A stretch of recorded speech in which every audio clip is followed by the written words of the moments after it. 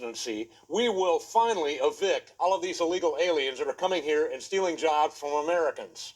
If you break into my house, should I just accept you because you washed my dishes and made my beds? I say no. I say you need to go back and come back in the right way. So is that what the Indians should have told white Americans? Absolutely. Ask Cochise if border control is because important. the original illegal alien are European white folk in America. Agreed. And so should the Indians stand up today and say deport all white folks back to Europe? Well, should we learn something from their mistake? Because we are here now. Or should you learn something from their compassion to give other people an opportunity like was given to you and your ancestors? Learn from their compassion. That's what you should learn from. I say learn from their mistakes. Ask Geronimo if taking care of your borders is important. We need to do that now. And I agree with Cochise, Geronimo, and Sitting Bull. Letting in the white man was the worst mistake that the Indians ever could have made. I agree with you. That was one of the greatest mistakes. Even right there in South Africa, they got a similar problem. She was talking shit about Mexicans, and he got pissed off. Governor Abbott's desk and has been signed by Governor Abbott. Basically, the anti-sanctuary city bill has been passed and is now law. And what that bill says is that if local law enforcement or state police view a criminal activity afoot, they make a stop on that state crime, and then they can inquire into the status of an individual's residence. Are they a lawful U.S. citizen?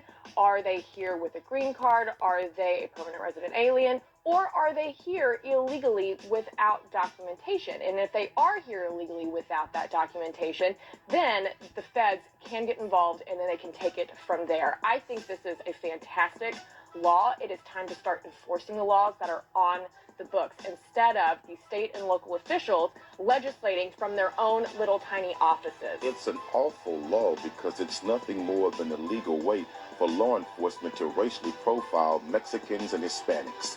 This law was written into existence by Governor Abbott to specifically go after a said group of demographics here in the state of Texas.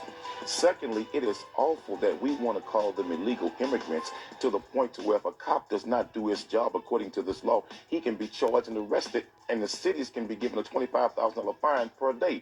Well, we'll put a cop in jail for not asking somebody's immigrant status, but we won't put cops in jail for shooting and killing unarmed black people. That's not true, and that's Thirdly, way too far of a step. Murder is against the law. But it's not against the law when you kill black people when you're a cop. See, the problem in America in this state What about is, the Dallas case where that cop was just because charged there with was murder? video to show he was absolutely You can't lying. make these broad statements. No, It's just because simply not true. often there's video, ma'am, where we are killed by cops and nobody ever goes to jail. Ask Eric Garner's family that. Ask the family right there in Baton Rouge, Louisiana. Brother Alton Sterling's family. But your they're statement not getting is not justice. correct, Video don't mean nothing for us. Your But let's get statement's back not to the correct. immigrants. I would say to the Hispanic and Mexican community, what you got to do now, hook up with the black community and unite in political power, because if Mexicans and black people unite in Texas, we can control the governor, we can control the lieutenant governor, and we can control politics in Texas, period. I'm saying to the Latino brothers and sisters, don't fight them by yourself. If you hook up with black people and we unite, I'm telling you, we can run Texas and then pass laws to deal with those who hate us. You're advocating for criminal activity, Quanell. These people are not here lawfully. They need to do what our ancestors did, what many Mexicans have done. Well, no, what wait a minute. many, don't interrupt Your me. ancestors came here illegally. Wasn't nothing legal about your ancestors. Listen. They came illegally and they murdered, they raped, they pillaged a whole race of people. This country, Texas, Arizona, and California, belongs to Mexicans. Quanell, get back it was to the stole from them. You so tell when me you to get back your to the point. ancestors, they came No, here no, illegally. you're not being fair to me here. You say stay on topic. I say, okay, we'll stay on topic. And then as soon as we start talking about illegal immigration, Your ancestors. you go back to the black issue. Let's stay on topic. Your ancestors are the master illegal immigrants. Give me the opportunity to respond in that, you know what? We're all Americans here. And if you are here legally, absolutely, then we need to come together and we need to pass good laws for enforcing the laws. Well, perhaps the Native Americans should have passed laws against your ancestors. Video, I comment that I would not be surprised that the next thing he comes after is tribal treaties, and I stand corrected. Now the Trump administration is questioning Native American birthright citizenship in court. What does that mean? Quoting the 14th Amendment, all persons born or naturalized in the United States and subject to the jurisdiction thereof are citizens of the United States or of the state they reside in. the key sentence, subject to jurisdiction thereof, where they are citing the Civil Rights Act of 1866. All persons born in the United States and not subject to any foreign power, excluding Indians not taxed, are hereby declared to be citizens of the United States. Using Elk versus Wilkins, because members of Indian tribes owe immediate allegiance to their tribes, they are not subject to the jurisdiction of the United States and are not constitutionally entitled to citizenship. So, according to my understanding, and correct me if I'm wrong, that would mean that if we were to denounce our tribal affiliation, then we would be considered U.S. citizens by the government. And what happens if we theoretically denounce all of our tribal affiliation? There would be no tribes to be recognized. Therefore, treaties would be void, and he could get his hands on tribal protected lands. I will never denounce my tribal affiliation. That is nuts. Let me know what you guys think. You know, somebody said with the mass deportations Trump is doing, that that's going to leave all of these manual labor jobs without workers. Well, who do you think is going to do that work now? Who do you think is going to have to do all of those jobs that migrant workers have been doing for next to nothing? It's you. It's you. That's the new gig economy. Picking fruit, washing dishes, cleaning hotel rooms, day labor, landscaping.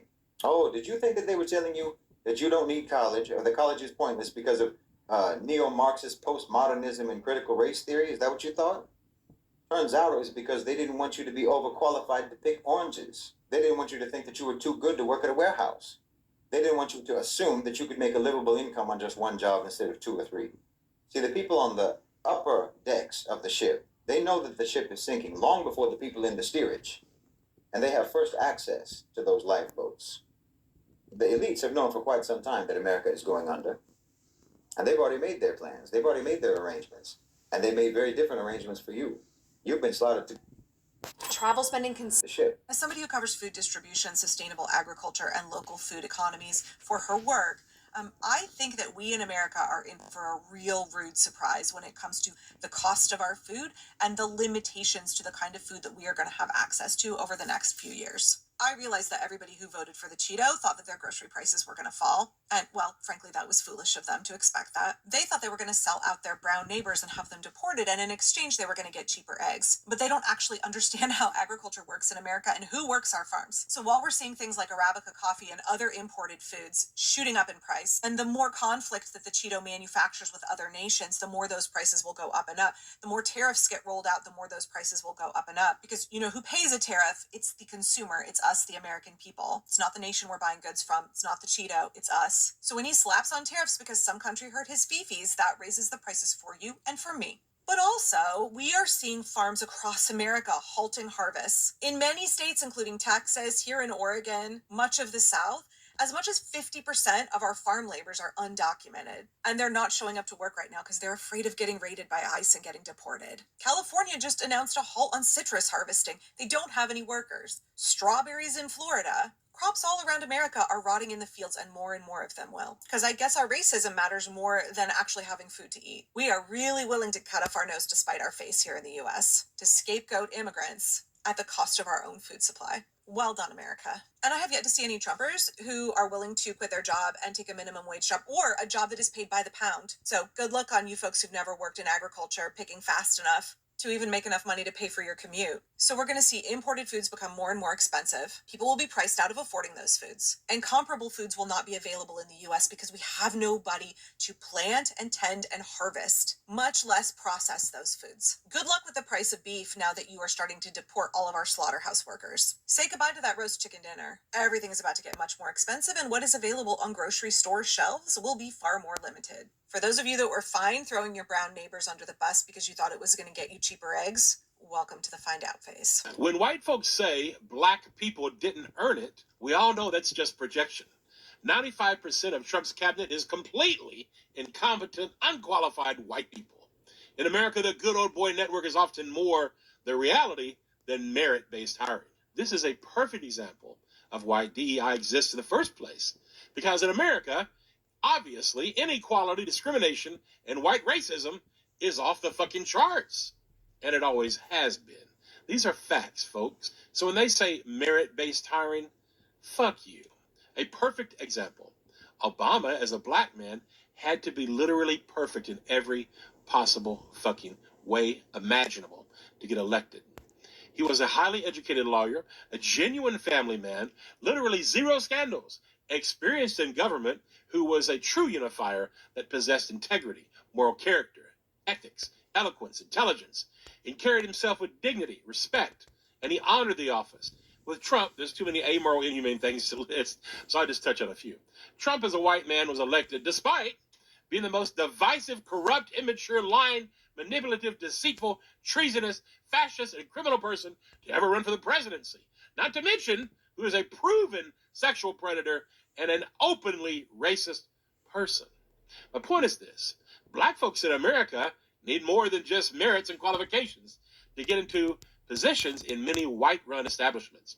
Not only do they have to be perfect, they need establishments and institutions that do not discriminate, which is why in a white supremacist nation, DEI is critical to help with equality and justice. But now the term DEI and DEI hire is being recoined as the new N-word for many far-right racists like our current administration.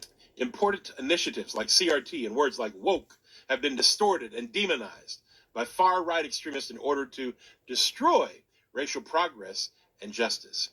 These are the modern narratives of our diseased white supremacist nation. So when that racist motherfucker Trump says black and brown folks didn't earn it, he's just fucking projecting.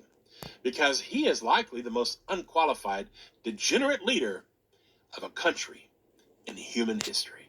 Remember this. If you remember anything, remember this. There's only one reason why diversity, equity, and inclusion is being aggressively dismantled, why black history is literally being erased, and why brown and black immigrants are being rounded up, because our government is currently leading the largest white supremacist movement since Jim Crow laws started in 1865. Never let their hate and inhumanity become normalized. We must fight these racist far-right extremists at every single turn. Good luck. Hi